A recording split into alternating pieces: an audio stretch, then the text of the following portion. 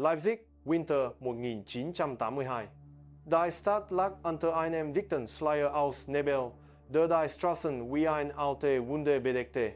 In der Jahnstraße Nummer 2, einem Gebäude mit gebostenen Fenstern, einem rostigen Tostschild, stand eine Wohnung leer seit Jahrzehnten.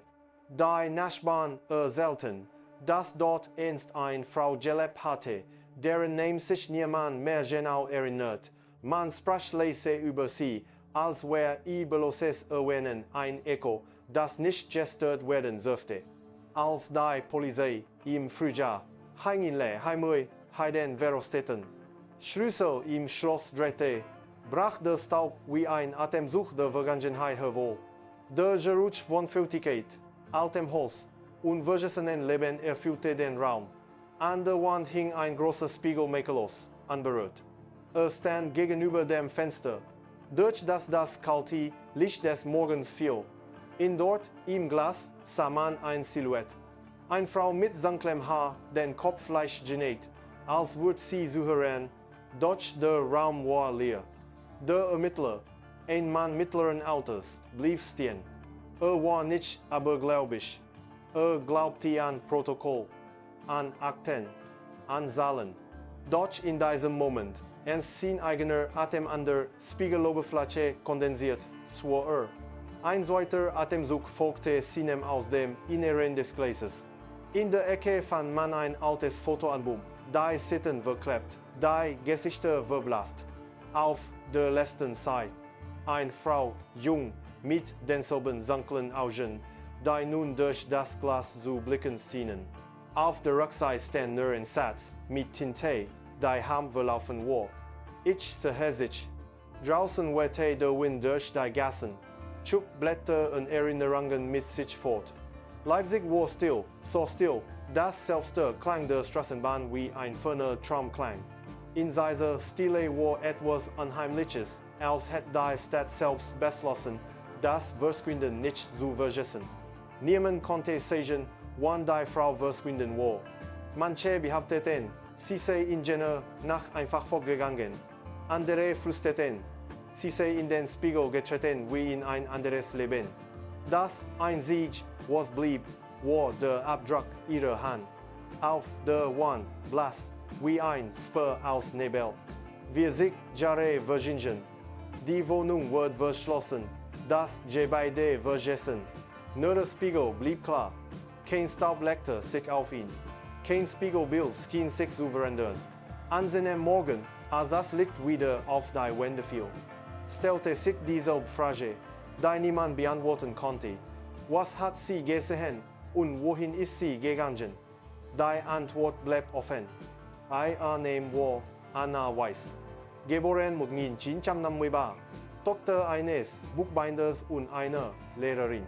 Sie wuchs in einem kleinen Viertel südlich des Leipziger Zentrums auf, in einer Straße, in der der Duft von frisch gebackenem Brot sich mit dem Ruß der alten Fabriken vermisst. Ihre Nachbarn beschrieben sie später als stilfreundlich. Ein wenig abwesend eine Frau, die selten lachte, aber wenn sie es tat, schien der ganze Raum zu atmen. Anna arbeitete als Restauratorin im Stadtmuseum. Ihre Hände waren ruhig, präzise und sie liebte die Geräusche alter Bücher. Das leise Rascheln von Papier, das seit Jahrzehnte niemand mehr berührt hatte. Sie trug stets denselben grauen Mantel, denselben Schal, den ihr Vater ihr ins Geschenk hatte hellblau, mit einem kaum sichtbaren Faden, der am Rand hing. Jeden Morgen nahm sie denselben Weg. Vom Haus bis zur Straßenbahn-Testell, sahen 5 Stationen bis zum Augustusplatz. Immer zur selben Zeit, immer mit derselben Haltung leicht nachwonjenisch, als lausche sie auf etwas, das nur sie hören konnte. Die Kollegen sagten, sie sprach mit den Gemälden. Wenn sie allein im Restaurationsraum arbeitete, murmelte sie Namen, Daten, Sätze, die niemand verstand. Ich sehe sich, flüsterte sie manchmal, wenn sie den Staub von einem alten Porträt wischte. Und wenn man sie darauf ansprach, lächelte sie nur unantwortet. Manchmal antworteten sie. An den Wochenenden blieb sie zu Hause. Ihre Nachbarin, Frau Meissner, erinnert sich, dass Anna oft am Fenster saß immer zur Dämmerung. Sie rauchte eine Zigarette, schrieb in ein Notizbuch und schaut in den Spiegel gegenüber dem Fenster. Sie hatte nur einen Spiegel, groß und altmodisch, mit einem Rahmen aus dunklem Holz. Ich habe sie einmal gefragt, warum sie nicht verkauft. Sie sagte, gehört mir nicht. Immer früher, 1980, begann sich etwas zu verändern. Anna vergaß Termin, ließ die Haustür offen, es schien spät zur Arbeit. Einmal kam sie ganz ohne Mantel, barfuß in den Fluren des Museums. Als man sie darauf ansprach, sagte sie ruhig, ich war kurz woanders. Niemand fragte war. Ihre Mutter erzählte später, dass Anna in Jena Briefe erhielt ohne Absender, nur mit einer Linie auf dem Umschlag. Gezeichnet in schwarzer Tinte. Sie öffnete sie nie vor anderen. Nach jedem Brief aber verbrachte sie standen vor dem Spiegel, regungslos, als warte sie auf ein Zeichen. Ein Kollege erinnert sich an den letzten Tag, an dem sie sah. Es war ein Freitag, Ende Mai. Der Himmel war grau, die Luft squirwarm nahe den Regen.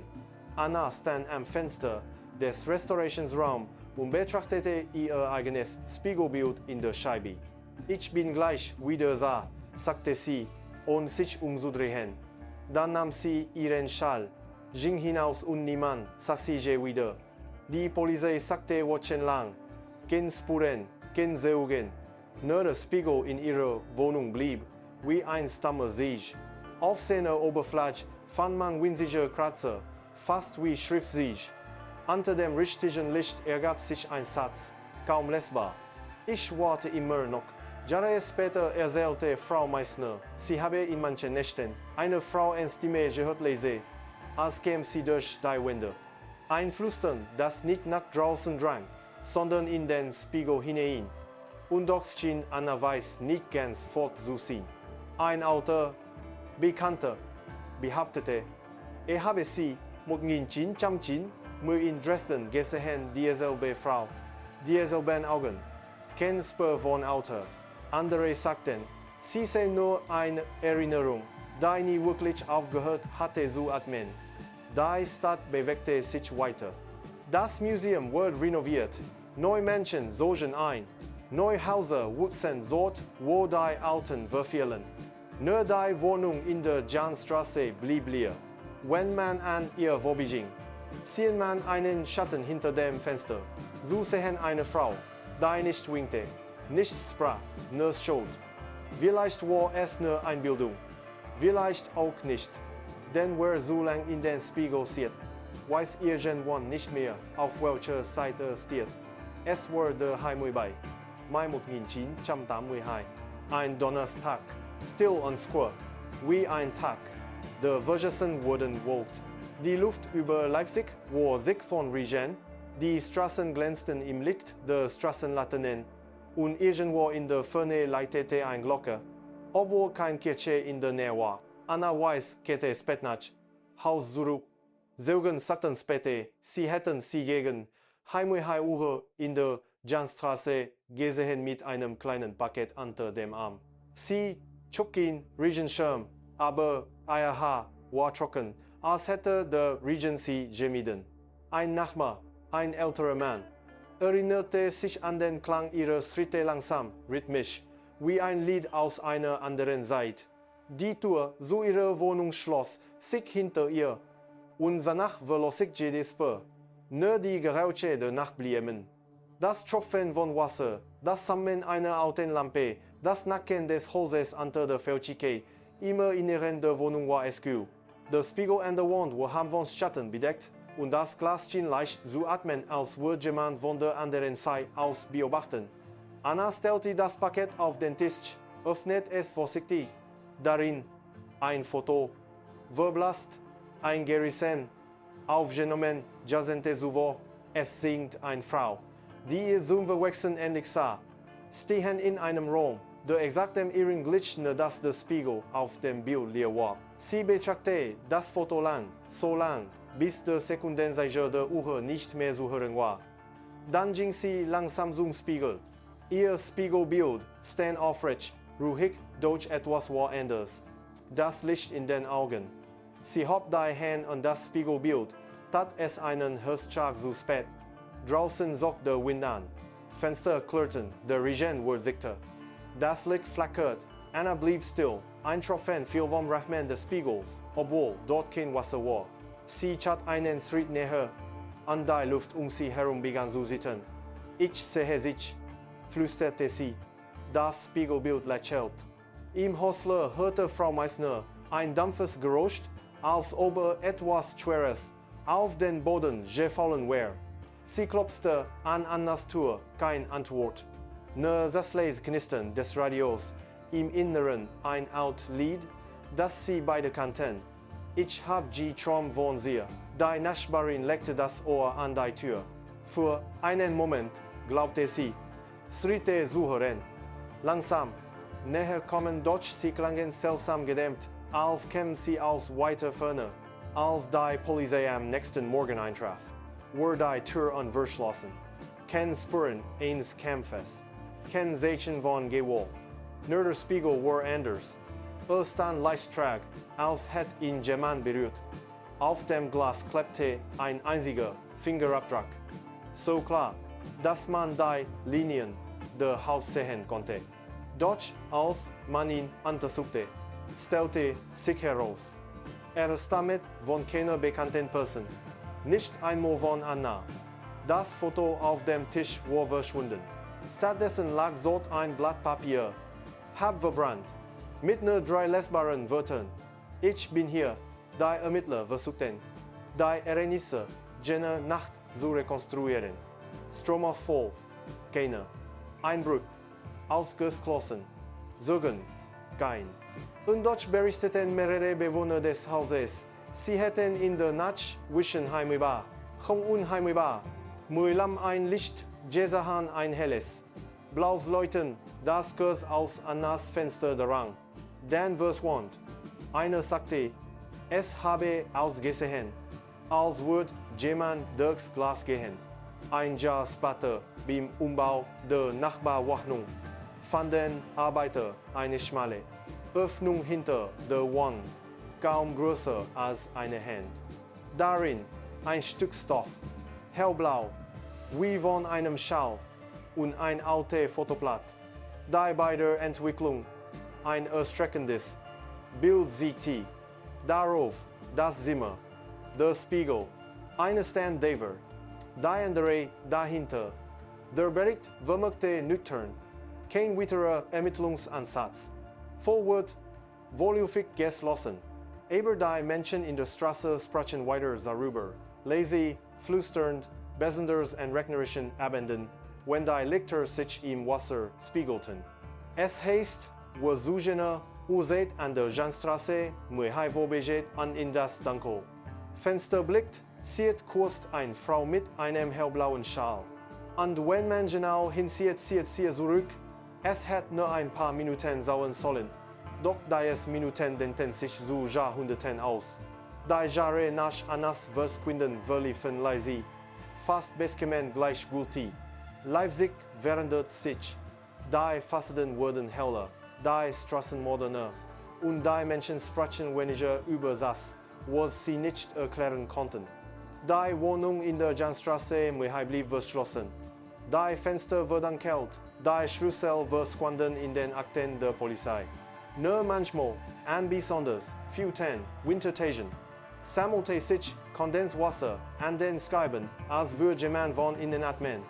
Annas Mutter, Elisabeth Weiss, lebte noch lange in derselben Stadt. Jeden Sonntag ging sie zum Museum, an dem ihre Tochter einst gearbeitet hatte. Sie setzte sich auf dieselbe Bank, vor dasselbe Fenster und wartete, bis die Sonne auf die Gläser der Vitrine fiel. Dort stand noch immer ein kleines, restauriert Porträt, an dem Anna monatelang gearbeitet hatte, ein Gesicht ohne Namen. Sie hat gesagt, es erinnert sie an jemand, erzählte ein Kollegin einmal, wie leicht an sich selbst. In den Jahren nach der Wende versuchte Elisabeth, die Ermittlungen wieder aufnehmen zu lassen. Sie schrieb Briefe, suchte Zeugen, sprach mit Journalisten. Niemand antwortete. Manche ihrer Schreiben kamen mit dem Vermerk zurück, Empfänger unbekannt. Andere wurden einfach nicht geöffnet. Doch sie gab nicht auf. Sie erzählte jedem, der zuhören wollte, dass ihre Tochter nicht tot sei. Sie ist nicht gegangen, sagte sie. Sie wurde gesehen.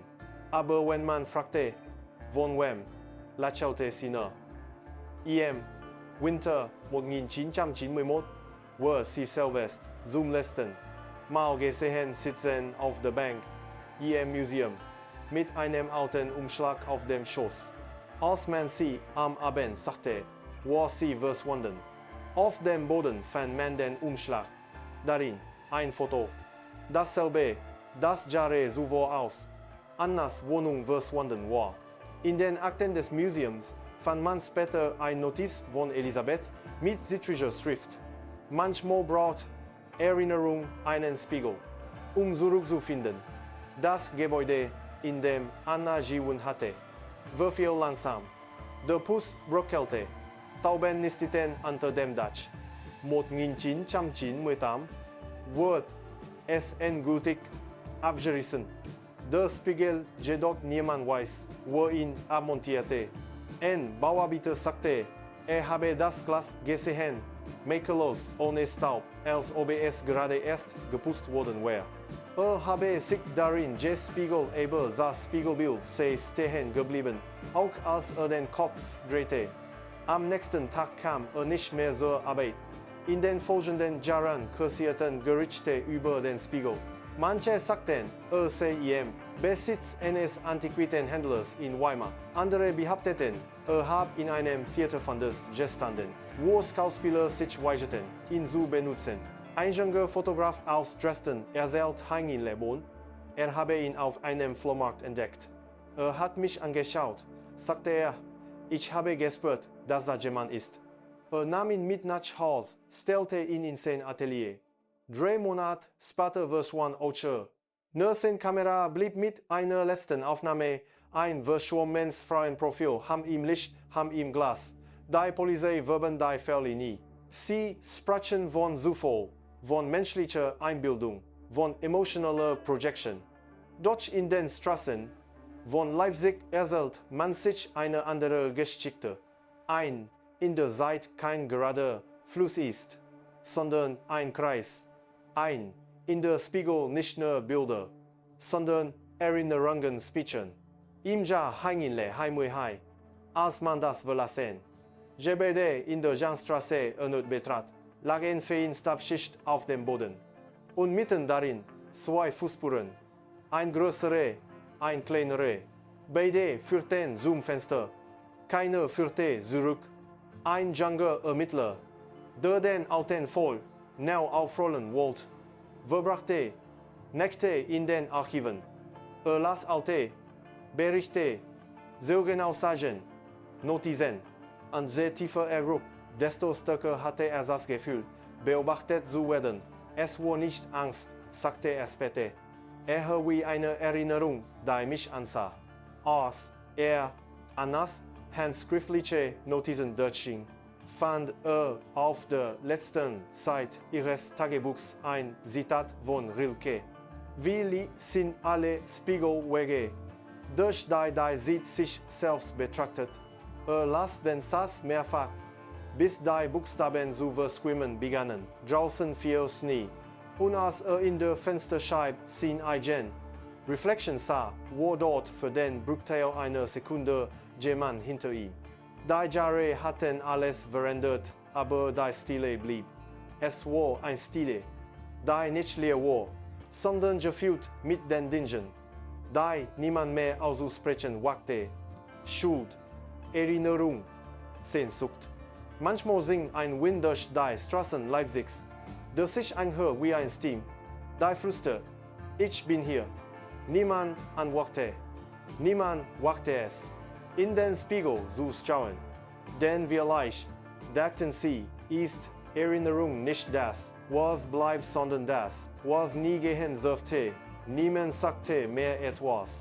Durch die Zeit rief ihren Namen.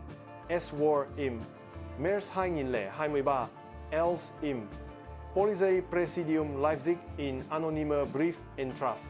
Kein Absender, kein Unterschriftner in Umschlag aus vergilbtem Papier, dessen Ränder nach dem Keller rochen.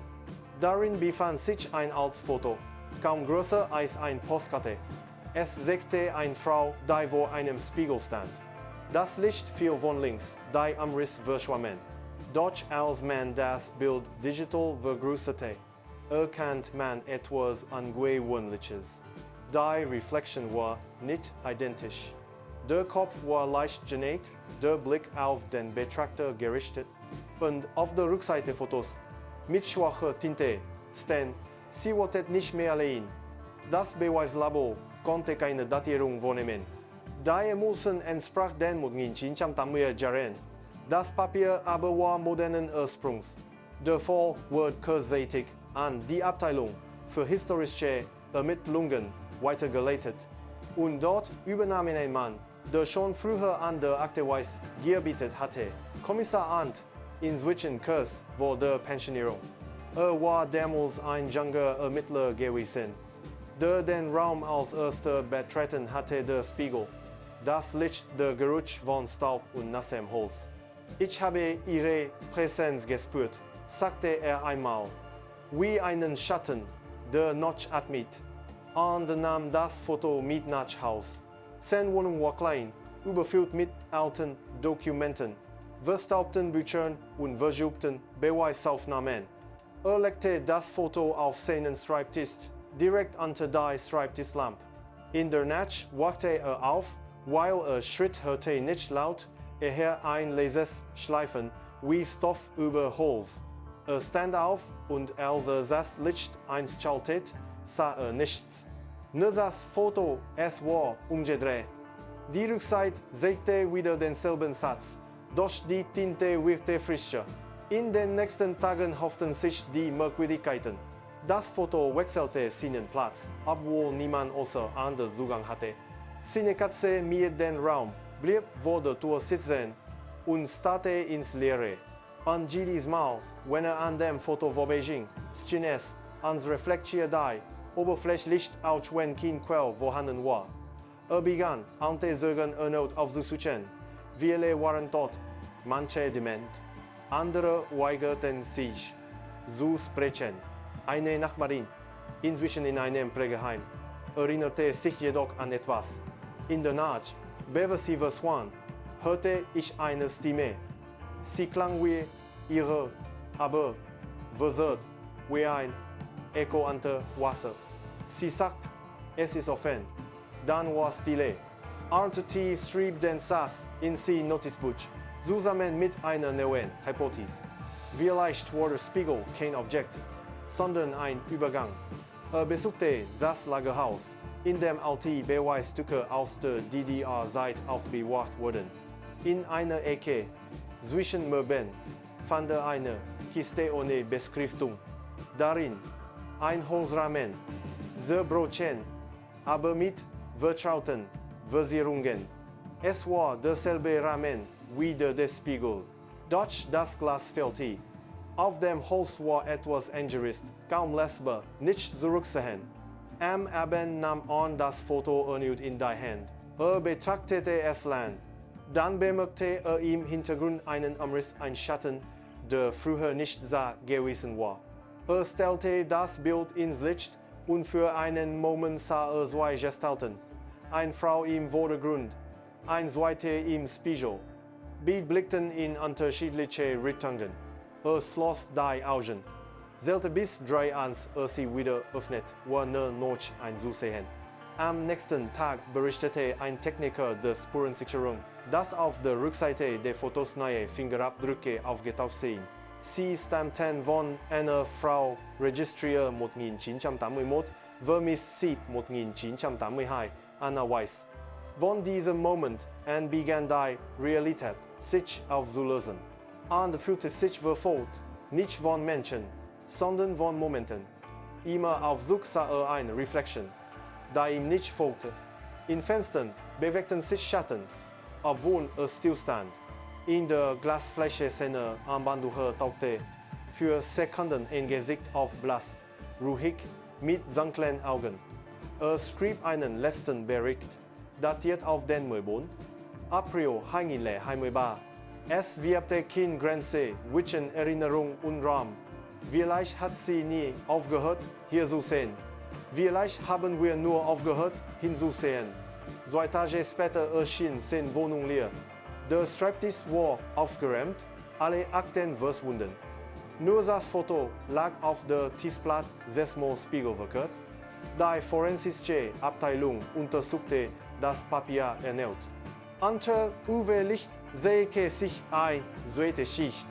Ein handschriftlicher Satz, kaum sichtbar, als wäre er aus Licht selbst geformt. Lautete: hat es verstanden. Die Ermittler beschlossen, den Fall zu schließen zum 3. Mal in 4 Jahrzehnten. Doch die Akte blieb in der Datenbank erhalten, mit einer letzten Notiz, Objekt, Spiegel Status, unbekannt. Und so blieb die Geschichte zwischen Wahrheit und Illusion hängen wie ein Atemzug zwischen 2 Spiegeln. Manchmal sagen sie, wenn es in Leipzig regnet und die Straßen glänzen wie Glas, kann man an der Kreuzung Jahnstraße, Konradstraße ein schwarzes Licht in einer Scheibe sehen. Es ist nur ein Widerschein, sagen die einen, aber andere schwören, sie hätten eine Frau darin erkannt, mit einem hellblauen Schal. Und sie sah nicht älter als 11. 1983.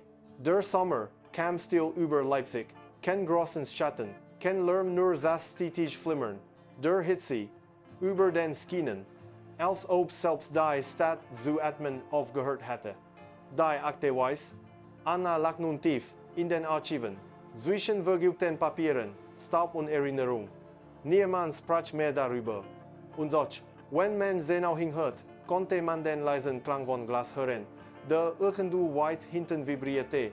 Es gibt Orte, an denen sie keine Richtung kennt. Die Wohnung in der Jahnstraße existiert nicht mehr.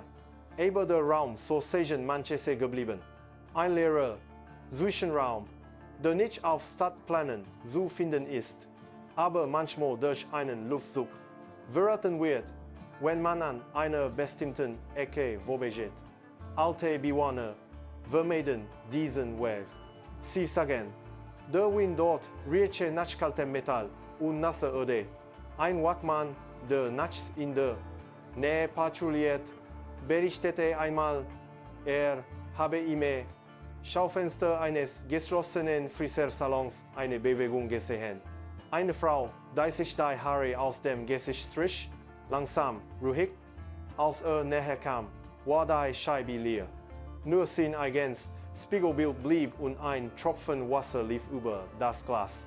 Manchmal, in den Archiven, wenn die Lampen flackern, scheint es, als ob die Akte weiß ein leises Rascheln von sich gibt.